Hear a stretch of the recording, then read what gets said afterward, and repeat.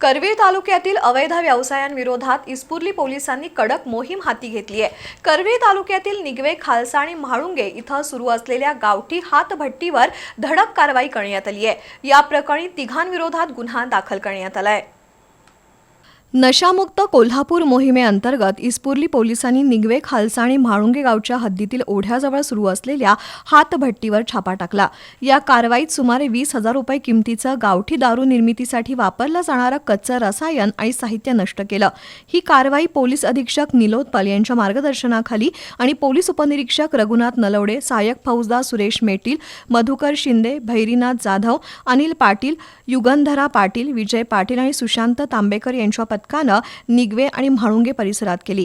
इस्पुर्ली पोलिसांनी अवैध धंद्यांविरोधात सुरू केलेल्या या मोहिमेमुळे अवैध व्यावसायिकांचं धाबं दणाणलं असून अशा कारवाया यापुढेही सुरू राहणार असल्याचं पोलिसांकडून सांगण्यात आलंय।